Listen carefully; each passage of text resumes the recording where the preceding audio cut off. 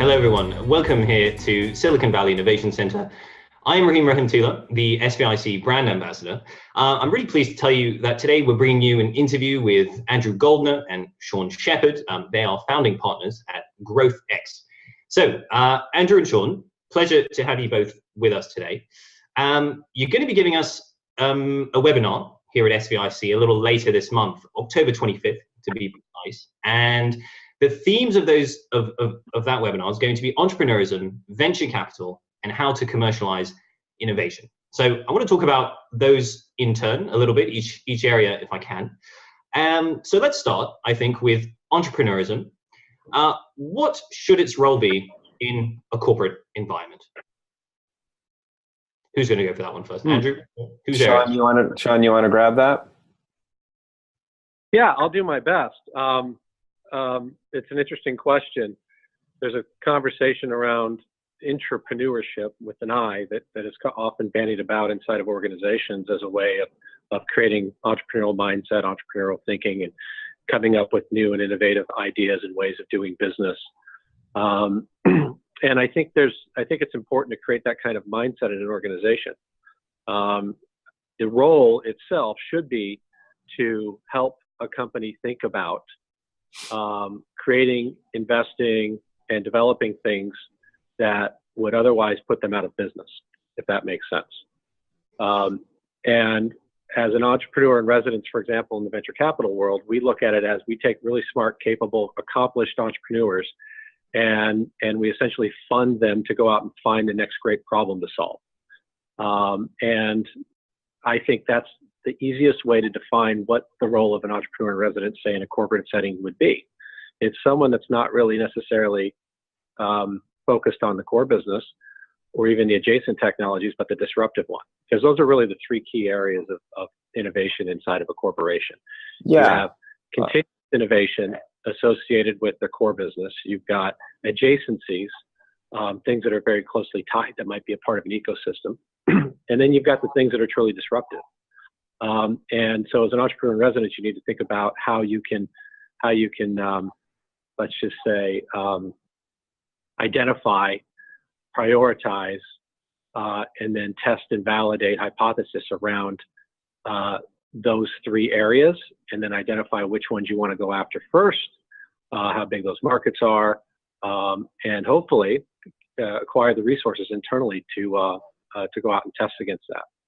I think one of the more important, and I agree with everything that Sean just said, what I would add is that what entrepreneurism inside of the large company allows is to bring in more of a owner mindset among employees. You know, as a company moves beyond a small circle of owners and those that were close and know the owners, and the employee base enlarges and it literally is institutionalized, there's incentive structures in place around compensation. But what's really also important to accomplish the things that Sean just outlined is to incentivize and attract and retain people that bring that early company stage employee mindset to everything that they do. So that's about, so you want to bring in people, but so you don't necessarily want this entrepreneur in residence to be part of the founding team. It's like better to bring someone in.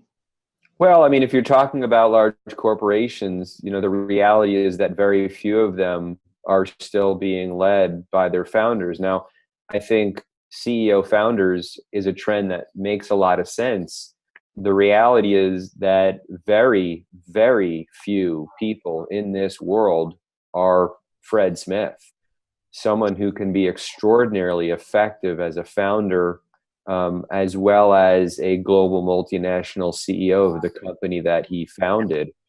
Stage relevance is something that we talk quite a bit about at the stage in which we operate as a venture capital fund, the so-called early stage, which frankly, I would define all the way up until kind of Series C and D is really still early stage.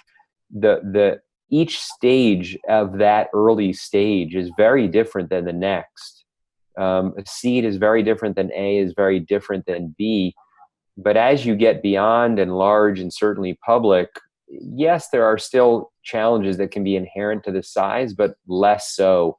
And so finding the stage relevant person is important.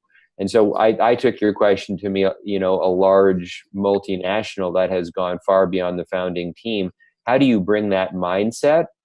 And more importantly, as Sean can detail, the framework in order to inhibit that mindset and disrupt yourself, and not just build and buy innovation, but bring it to market and put it into the hands of customers profitably. Yeah, and so you need to sort of build this innovation culture inside your organization. So this is about bringing that founding spirit into the big company, like not losing that as you grow? I think that's part of it, but I mean, I would pass the baton over to Sean to talk about the how, what we think is missing among innovation and entrepreneurs inside of both big companies and countries. Yeah, and you kind of hit a bugaboo there, Raheem, with me around the term innovation culture. As a practical matter, changing any or transforming any culture is super hard. And even if you announce it up front that you're going to do it, you're just going to be met with nothing but great resistance, because people just aren't necessarily that attuned into adapting to change. So we take a much more practical and pragmatic approach, which is instead of creating an innovation culture, we try to encourage creating functional learning organizations. And by organization, I mean the people that are actually doing the innovating and then learning and executing against that innovation to determine whether or not it's commercializable or not, and whether or not product market fit exists for that particular innovation, if you will. And that starts with the three sort of, I would say, pillars of our commercialization framework. And this applies regardless of whether or not you're a startup, you are a country or a company, an investor, a customer, or somebody an entrepreneur, or those that want to work with and for them. It starts with the truth.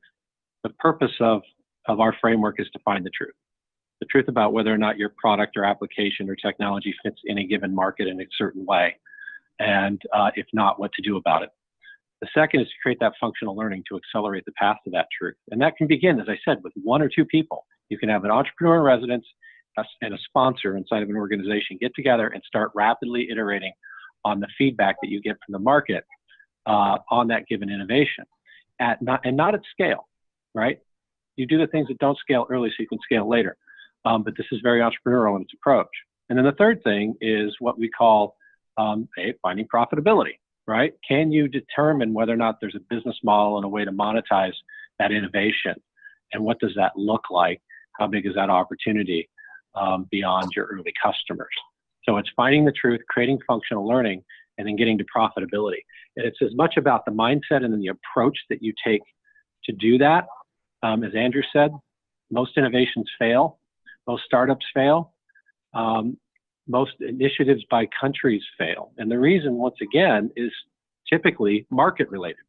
In fact, we have the data that shows that in the startup world, 80% of the reason that startups fail have to do with markets and the behaviors of the people who are running them. In corporate innovation, that number is even higher. It's more than 90% according to Nielsen's research, because they have an even more complex challenge. They're not just trying to find external product market fit. They're trying to find internal product market fit. You need sponsors, you need stakeholders to support what you're doing because it's not part of the core business. You need to organize and hold people accountable and dedicate them and focus them specifically on that learning and how you measure that learning. But you have to believe that learning leads to revenue. And if you do believe that and the organization's behind it, you're going to find your truth. And hopefully you're going to do it in a way that prevents you from putting good money after bad into areas where you're trying to build products that don't solve real problems. And you can focus on the applications and the products and the technologies that actually do solve real problems. If you don't have that mindset and people don't buy into the fact that learning leads to revenue, then more often than not, it's going to fail. And that's often what we find happening in large organizations. I mean, we have a bit of a bee in our bonnet around that culture word, because when we're inside of the large corporations and we're brought in to help, what we're typically handed is a very expensive, large PowerPoint deck that a consulting firm has prepared around the strategy of innovation and the culture of innovation, and years and millions of dollars have passed by without any foot forward towards commercialization. And so that's where we get deeply involved, and that's what we think is missing more than anything else. You know, there is startup scouting, and that's happening, and that's important. We do spend a considerable amount of time teaching best practices for the deployment of corporate venture capital and sovereign wealth investing. And where we find the biggest gap to be addressed, that's holding most big companies back from the big bets they're looking to make, is the commercialization. Most innovation, or so-called innovation, inside of corporations globally now tends to be improvements around the status quo. There aren't enough disruptive big bets. And as Sean talks about, disrupting themselves, big bets. And it's not because the conversation isn't kicking around inside the corporation, it's they're missing the how. And is the how part of this idea that I guess grew out of Eric Ries and the lean startup methodology? This is how you do it. I mean, for a startup, his idea was, you know, you make a minimally viable product, you take it to market as quickly as you can, and you get some feedback, and you keep iterating and prototyping until you hit that sweet spot. Is that the same in corporations? I think, Sean, you sort of alluded to this earlier. It's an element of it, but really, once again, even Eric's philosophy and Steve Blank, who was his teacher before him, it still has a product focus to it.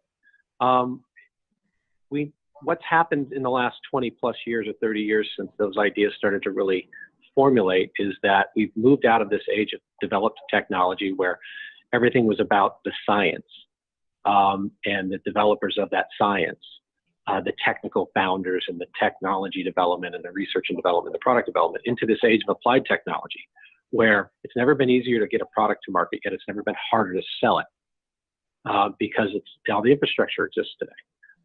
So as a result, we need to place as much emphasis, if not more, on market development earlier in the technology and research and product development phases so that we can figure out what we should be spending our time and money and resources on by actually solving real problems for customers and end users instead of just building cool tech.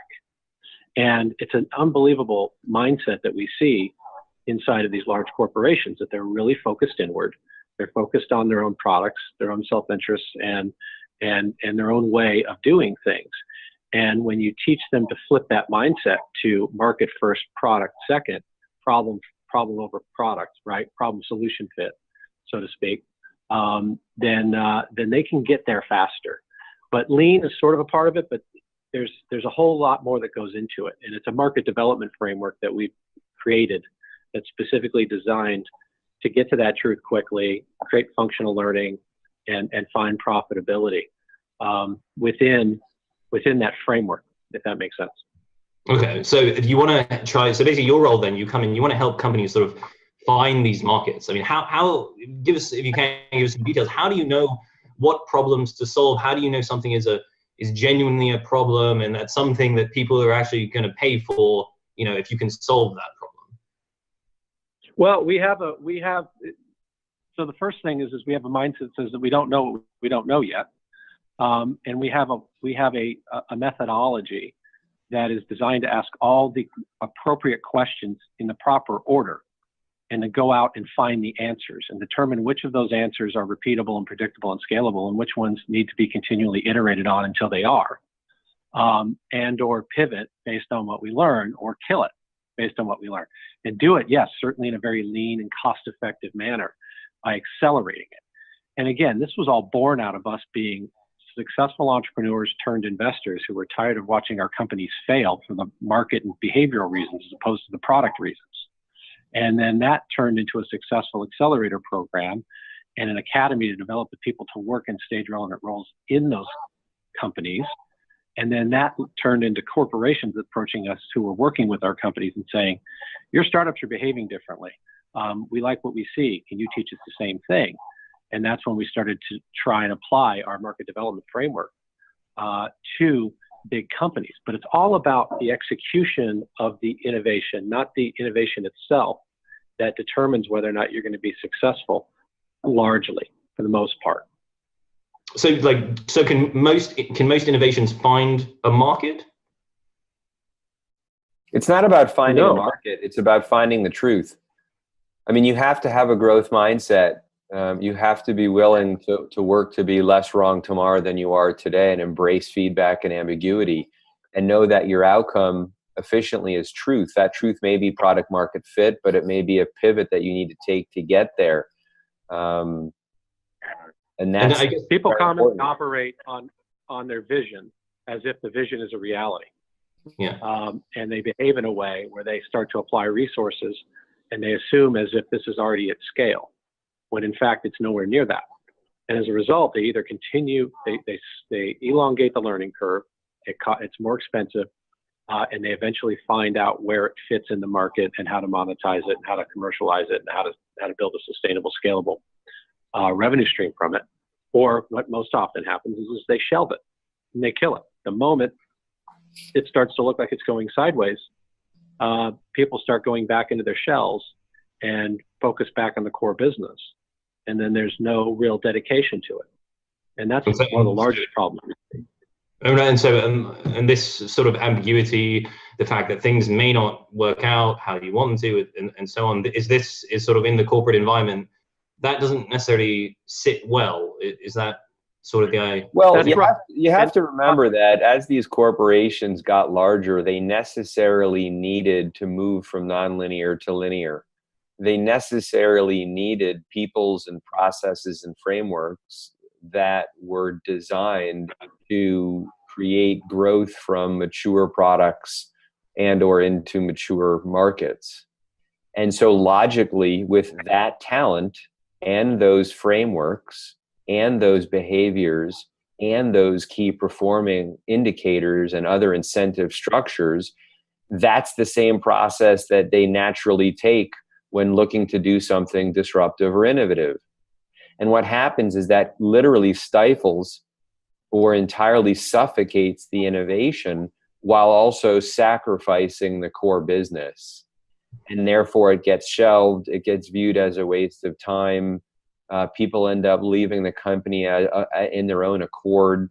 And it's because they took the mature people process, frameworks, and incentives and applied them to early stage innovation.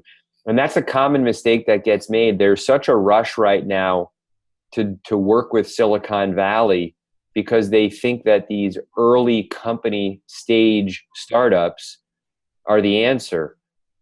But it has nothing to do with the stage of your company. It has everything to do with the stage of your product.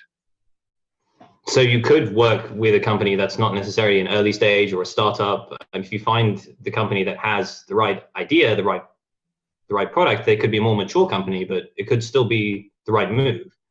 Oh, we do every day currently work for several large global multinationals doing just that. It's not bringing the culture and the move fast and break things mentality of a startup. It's an experience and an expertise that has been developed over time and codified by Sean into a proprietary framework that is a step-by-step process to follow in order to bring a new product to a market or a product into a new market. That has nothing to do with the stage of your company.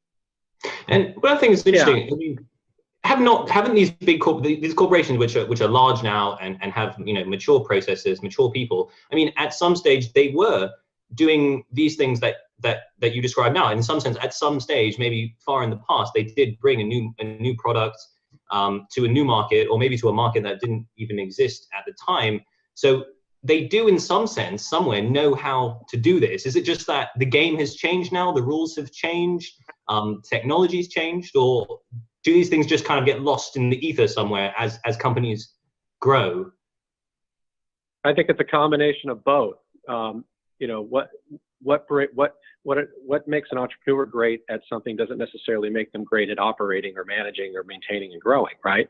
So you can start a company 100 years ago or 30 years ago, and the people that built that up to a certain point either, again, age out, pass away, or the organization grows to such a degree that that entrepreneurial mindset gets. The other component is, yes, we live in this age of applied technology, where the market can quickly fast follow, replicate, or duplicate just about anything that you're doing. And in this innovation economy, we're transforming product companies into services companies. I literally had a talk this morning with a group about 10 years from now, you're no longer going to be a product company providing services. You're going to be a service company with a product, because the data that's being generated from the products that you're creating, now that they're connected with big data and AI and machine learning, and then eventually, because you need to scale securely, we're throwing it on the blockchain. Everybody's head is spinning about what this looks like in the relationship and how it works. But the reality is that the true innovation is in the business model associated with those changes. It's not in the technology itself. It's what the technology creates, which is an opportunity to help our customers make better decisions and become more intimate partners within a collaborative ecosystem, as opposed to in some, cold supply chain. So because of those things, the game has changed. And it's fine to have a process for technology development, research and development, even product development. All we're simply saying is that you need to incorporate market development at the beginning of that process, so that you're working on the things that people want, not the things that you think they want. And it's more than just the process. It is the mindset and the methodology and the approach. But we do it, like I said, in very small bits, right? We try to create functional learning out of small groups and teams, show the measured learning, make decisions-based, data-driven decisions in an offline world where really most of the data you're collecting and most of the learning is happening literally talking to humans, right? You're not measuring heat maps on Hotjar for a ClickFunnels on a website per se to test a new product all the time. You actually need to be out interfacing with those customers and those early customers, which you shouldn't be selling to.